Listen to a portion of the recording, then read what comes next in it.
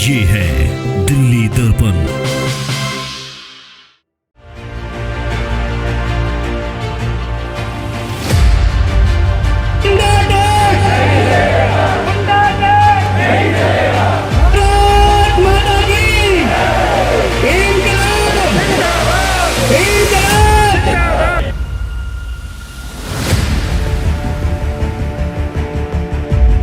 काट काट के गंडेली बनाते रहोगे तो ये उद्योग कैसे चलेंगे?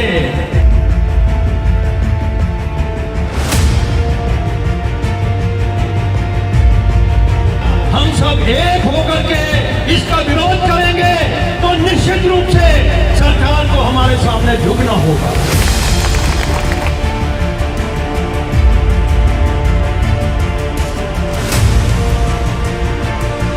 आप सब इकट्ठे हो और सरकारी प्रताड़ना का जबरदस्त मिलकर के विरोध करें तो किसी सरकार की हिम्मत नहीं है कि वो आपको प्रताड़ित कर सके।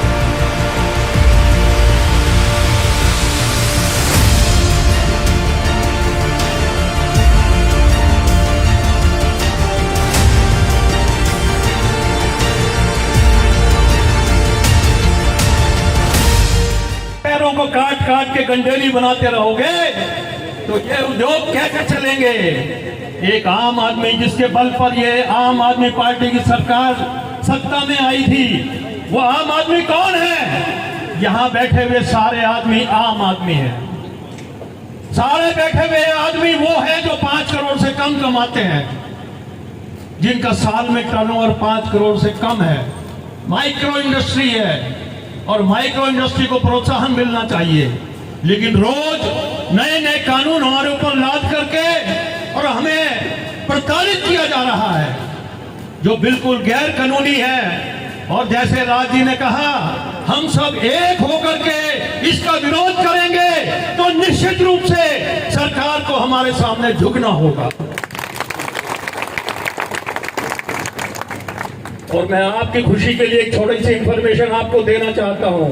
आपके इस इकट्ठ को देख करके सरकार के पास मैसेज पहुंच चुका है। मेरे पास फोन आ गया, भाई मीटिंग कर ले,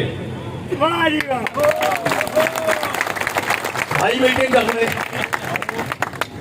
ये आपकी ताकत है, ये लघु उद्यमी की ताकत है, ये आम आदमी की ताकत है। आप सब इकट्ठे हो और सरकारी प्रताड़ना का जबरदस्त मिलकर के विरोध करें तो किसी सरकार की हिम्मत नहीं है कि वो आपको प्रताड़ित कर सके। सरकारें हमारे दम पर हैं, हमारे दम पर सरकारें बनती हैं, सरकारों के दम पर हम नहीं है। सरकारें हर 5 साल में बदल जाती हैं। हम पिछले 70 साल से इसी धरती पे हैं। आप सब जितने बाशिंदे हैं अपने अपने गांव में पैबंद हैं। हर 5 साल में गांव तो नहीं बदलते ना, सरकारें बदलती हैं, अफसर बदल जाते हैं। आजकल इंस्पेक्टर राज चल रहा है, फैक्ट्रियों के अंदर हर विभाग का इंस्पेक्टर आकर के हमारे को प्रताड़ित करता है और हमारे से रिश्वत चूसने की कोशिश करता है। और अधिकतर वो सफल हो जाता है क्योंकि सरकार की पॉलिसियां हमारे खिलाफ बनी हुई है। वो हमें चोर साबित करने पे तुले हुए हैं। जिस प्रकार अंग्रेजों ने भारतीयों को 97% इनकम टैक्स लगाया था और 8% वेल्थ टैक्स लगाया था, यानी 100 रुपए कमाओगे तो 105 रुपए टैक्स के देने होंगे, जो कोई देगा नहीं, तो स्वाभाविक रूप से हर एक आदमी चोर हो गया। तो कानून ऐसे बना दो कि उसका पालना ना हो सके और सभी लोग चोर कहलाने लग जाएं। अब प्रजातंत्र में ये नहीं चलेगा, नहीं चलेगा, नहीं चलेगा, नहीं चलेगा, नहीं चलेगा, नहीं चलेगा, नहीं चलेगा, नहीं चलेगा, नहीं चलेगा। जिस सड़क पे आप बैठे हो ना, 1200 रुपए इस सड़क के नाम के डेवलपमेंट चार्ज हमारे से प्रति वर्ग मीटर के हिसाब से वसूल किए गए हैं। और इसके बाद 16 रुपए प्रति वर्ग मीटर प्रति माह, यानी 250 मीटर के 4000 रुपए प्लस 18% GST 4720 रुपए हम इस सड़क को मेंटेन करने के लिए जमा कराते हैं। ये सड़क किसकी हुई? हमारी। जब बनी हमारे पैसे से और रिपेयर हमारे पैसे से हो रही है, इसका मालिक कौन? इसके मालिक आप, इसके मालिक आप, क्योंकि आप इंडस्ट्री की सेवा करके इसके माल को इधर से उधर पहुंचा करके उद्योग के पहिए को चला रहे हैं। ये भारत का, पूरे राष्ट्र का जो कार्य, मोदी जी कहते हैं ना अगले साल हम इसको 5 ट्रिलियन की अर्थव्यवस्था बना देंगे, वो किसके बल पर? हमारे और आपके बल पर। 6 करोड़ एमएसएमई लघु उद्योग हैं भारत में, 6 करोड़, और उसमें से 17,000 आपके बवाना क्षेत्र में है।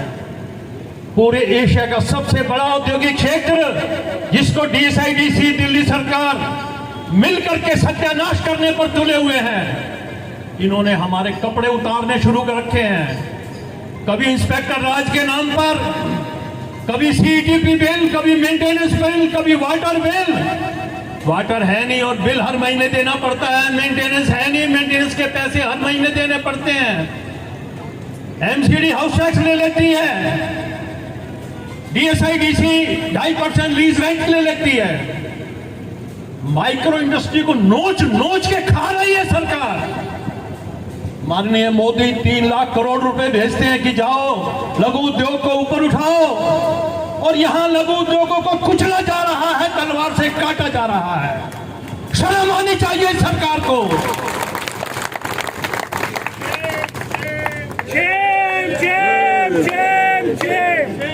सभी सरकारें, सभी राज्यों की सरकारें लघु उद्योग को प्रोत्साहन दे रही हैं।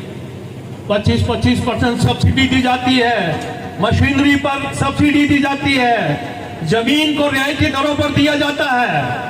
लेकिन दिल्ली के अंदर पिछले 25 वर्षों से हम देख रहे हैं 25 पैसे की रियायती सरकार ने हमारे को नहीं दी है। 15 साल शीला दीक्षित भी रह गई और अब आम आदमी पार्टी की सरकार भी जा चुकी। 4 अक्टूबर है, 5 कल का दिन था। स्वामी रामदेव जी यहीं पधारे थे, यहीं से उन्होंने भाषण दिया था। उनकी एक बात मुझे सदा सर्वदा के लिए दिल पर छप गई है। उन्होंने कहा हम जितने भारतवासी हैं, भगवान राम की, भगवान कृष्ण की, शंकर भोले की संतानें हैं, हम ऋषियों की संतानें हैं, हम किसी भांति किसी से कमजोर नहीं है, हम शक्तिशाली हैं। चाहे सामने प्राइम मिनिस्टर खड़ा हो, जीवन में कभी भी अपने आप को छोटा मत गिनना, तुम पूर्ण शक्तिशाली हो। इस धरती पर जो व्यक्ति जन्मा है, जो हिंदुत्व का पालना करता है, ये भी हो, भगवान राम और कृष्ण की संतानें हो, आप कैसे अत्याचार को बर्दाश्त कर सकते हो? आइए सब इकट्ठे होकर के आवाज दें, आवाज दो, हम एक हैं, आवाज दो, आवाज दो। बहुत बहुत धन्यवाद। लेकिन एक सूचना आपके लिए कि अगर सरकार न जुटे तो 15 तारीख की जो इन्होंने घोषणा की है, किसी भी धांति, किसी भी ताकत से 15 अक्टूबर को हम इनके कानून को लागू नहीं होने देंगे, नहीं होने देंगे, नहीं होने देंगे। भारत माता की टक्कर में लेटेस्ट खबरों के लिए सब्सक्राइब करें हमारा YouTube चैनल या फिर लॉग ऑन करें www.delhidarpantv.com। खबरों की कवरेज और विज्ञापनों के लिए संपर्क करें।